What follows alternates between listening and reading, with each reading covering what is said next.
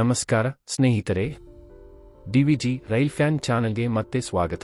ಇಂದಿನ ವಿಡಿಯೋದಲ್ಲಿ ನಾವು ಕರ್ನಾಟಕದ ಅತ್ಯಂತ ಪ್ರಮುಖ ಪ್ರಸ್ತಾವಿತ ರೈಲು ಯೋಜನೆಗಳಲ್ಲಿ ಒಂದಾದ ತಳಗುಪ್ಪ ಹುಬ್ಬಳ್ಳಿ ಹೊಸ ರೈಲು ಮಾರ್ಗ ಯೋಜನೆಯ ಏಪ್ರಿಲ್ 2026ರ ಇತ್ತೀಚಿನ ಅಪ್ಡೇಟ್ ಬಗ್ಗೆ ತಿಳಿದುಕೊಳ್ಳೋಣ.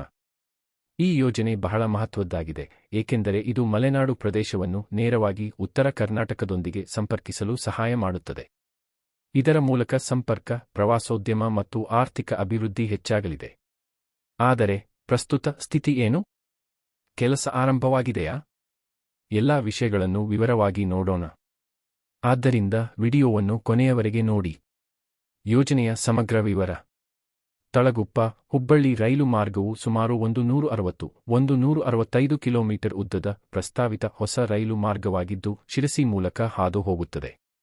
ಈ ಮಾರ್ಗವು 3 ಪ್ರಮುಖ ಜಿಲ್ಲೆಗಳನ್ನು ಸಂಪರ್ಕಿಸುತ್ತದೆ: ಶಿವಮೊಗ್ಗ ಜಿಲ್ಲೆ, ಉತ್ತರ ಕನ್ನಡ ಜಿಲ್ಲೆ, ಧಾರವಾಡ ಜಿಲ್ಲೆ. ಪ್ರಸ್ತುತ ಈ ಪ್ರದೇಶಗಳ ನಡುವೆ ನೇರ ರೈಲು ಸಂಪರ್ಕ ಇಲ್ಲ, ಜನರು ದೀರ್ಘ ರಸ್ತೆ ಪ್ರಯಾಣವನ್ನು ಅವಲಂಬಿಸಬೇಕಾಗಿದೆ. ಈ ಯೋಜನೆ ಪೂರ್ಣಗೊಂಡ ನಂತರ ಪ್ರಯಾಣ ಸಮಯ ಕಡಿಮೆಯಾಗುತ್ತದೆ ಮತ್ತು ದೂರದ ಮಲೆನಾಡು ಪ್ರದೇಶಗಳಿಗೆ ಸುಲಭವಾಗಿ ತಲುಪಲು ಸಾಧ್ಯವಾಗುತ್ತದೆ. ಯೋಜನೆಯ ಮಹತ್ವ. ಈ ರೈಲು ಮಾರ್ಗವು ಹಲವು ಕಾರಣಗಳಿಂದ ಬಹಳ ಮುಖ್ಯವಾಗಿದೆ. ಮೊದಲನೆಯದಾಗಿ, ಇದು ಮಲೆನಾಡು ಪ್ರದೇಶದಲ್ಲಿ ಪ್ರವಾಸೋದ್ಯಮವನ್ನು ಹೆಚ್ಚಿಸುತ್ತದೆ, ವಿಶೇಷವಾಗಿ ಶಿರಸಿ ಮತ್ತು ಪಶ್ಚಿಮ ಘಟ್ಟಗಳ ಸುತ್ತಮುತ್ತಲಿನ ಪ್ರದೇಶಗಳಲ್ಲಿ. ಎರಡನೆಯದಾಗಿ, ರೈತರು ಮತ್ತು ವ್ಯಾಪಾರಿಗಳಿಗೆ ಕೃಷಿ ಉತ್ಪನ್ನಗಳನ್ನು ಸಾಗಿಸಲು ಉತ್ತಮ ಸೌಲಭ್ಯ ಒದಗಿಸುತ್ತದೆ. ಮೂರನೆಯದಾಗಿ, ಕರಾವಳಿ, ಮಲೆನಾಡು ಮತ್ತು ಉತ್ತರ ಕರ್ನಾಟಕ ಪ್ರದೇಶಗಳ ನಡುವೆ ಉತ್ತಮ ಸಂಪರ್ಕವನ್ನು ಒದಗಿಸುತ್ತದೆ, ಇದು ಈಗಲೂ ಕೊರತೆಯಾಗಿದೆ. ಇದರ ಜೊತೆಗೆ ಈ ಮಾರ್ಗವು ಸರಕು ಸಾಗಣೆಗಾಗಿ ಪರ್ಯಾಯ ಮಾರ್ಗವಾಗಿಯೂ ಕೆಲಸ ಮಾಡಬಹುದು, ಇದರಿಂದ ಈಗಿನ ರೈಲು ಮಾರ್ಗಗಳ ಮೇಲಿನ ಒತ್ತಡ ಕಡಿಮೆಯಾಗುತ್ತದೆ. ಏಪ್ರಿಲ್ 2026ರ ಇತ್ತೀಚಿನ ಅಪ್ಡೇಟ್. ಇದೀಗ ಏಪ್ರಿಲ್ 2026ರ ಇತ್ತೀಚಿನ ಮಾಹಿತಿಯನ್ನು ನೋಡೋಣ. ತಳಗುಪ್ಪ ಶಿರಸಿ ಹುಬ್ಬಳ್ಳಿ ಮಾರ್ಗದ ಫೈನಲ್ ಲೊಕೇಶನ್ ಸರ್ವೆ ಈಗಾಗಲೇ ಪೂರ್ಣಗೊಂಡಿದೆ. ಸರ್ವೆ ನಂತರ ಯೋಜನೆ ಈಗ ವಿಸ್ತೃತ ಯೋಜನಾ ವರದಿ ಹಂತಕ್ಕೆ ಪ್ರವೇಶಿಸಿದೆ. ಇತ್ತೀಚಿನ ಮಾಹಿತಿಯ ಪ್ರಕಾರ ವಿಸ್ತೃತ ಯೋಜನಾ ವರದಿ ಅನ್ನು ಜೂನ್ 2026ರೊಳಗೆ ಪೂರ್ಣಗೊಳಿಸುವ ನಿರೀಕ್ಷೆಯಿದೆ. ಈ ಯೋಜನೆಯ ಅಂದಾಜು ವೆಚ್ಚ ಸುಮಾರು 3,000 ಕೋಟಿ. ರೈಲು ಮಾರ್ಗದ ಉದ್ದವು ಸುಮಾರು 165 ಕಿಲೋಮೀಟರ್ ಆಗಿರಲಿದೆ. ವಿಸ್ತೃತ ಯೋಜನಾ ವರದಿ ಅನುಮೋದನೆ ಆದ ನಂತರ ಮುಂದಿನ ಹಂತವಾಗಿ ಭೂಸ್ವಾಧೀನ ಮತ್ತು ಟೆಂಡರ್ ಪ್ರಕ್ರಿಯೆ ಆರಂಭವಾಗುತ್ತದೆ. ಸರ್ವೆ ಕಾರ್ಯ ಹಲವು ಹಂತಗಳಲ್ಲಿ ನಡೆದಿದ್ದು, ಅರಣ್ಯ ಮತ್ತು ಪರ್ವತ ಪ್ರದೇಶಗಳ ಸವಾಲುಗಳನ್ನು ಗಮನದಲ್ಲಿಟ್ಟು ಮಾರ್ಗವನ್ನು ಅಂತಿಮಗೊಳಿಸಲಾಗುತ್ತಿದೆ.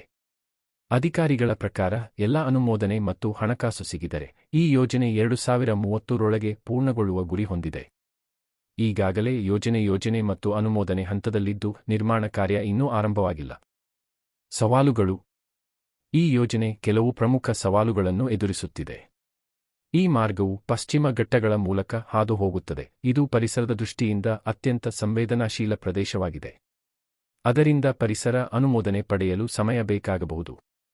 ಇದರ ಜೊತೆಗೆ ಅರಣ್ಯ ಮತ್ತು ಪರ್ವತ ಪ್ರದೇಶಗಳಲ್ಲಿ ಭೂಸ್ವಾಧೀನ ಪ್ರಕ್ರಿಯೆ ಕಷ್ಟಕರ ಮತ್ತು ಸಮಯ ತೆಗೆದುಕೊಳ್ಳುವಂತಿದೆ.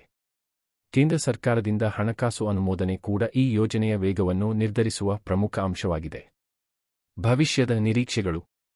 ಎಲ್ಲವೂ ಯೋಜನೆಯಂತೆ ನಡೆದರೆ ಮತ್ತು ವಿಸ್ತೃತ ಯೋಜನಾ ವರದಿ 2026ರಲ್ಲಿ ಅನುಮೋದನೆಗೊಂಡರೆ ಭೂಸ್ವಾಧೀನ ಮತ್ತು ಆರಂಭಿಕ ಕೆಲಸಗಳು 2026ರ ಕೊನೆಯ ಭಾಗ ಅಥವಾ 2027ರಲ್ಲಿ ಆರಂಭವಾಗಬಹುದು.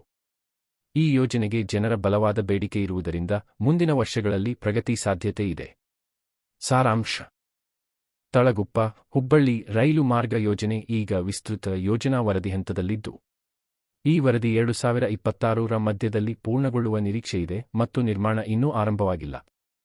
ಈ ಯೋಜನೆಗೆ ಭಾರೀ ಸಾಮರ್ಥ್ಯವಿದೆ, ಆದರೆ ಮುಂದಿನ ಪ್ರಗತಿ ಅನುಮೋದನೆ, ಹಣಕಾಸು ಮತ್ತು ಕ್ಲಿಯರೆನ್ಸ್ ಮೇಲೆ ಅವಲಂಬಿತವಾಗಿದೆ.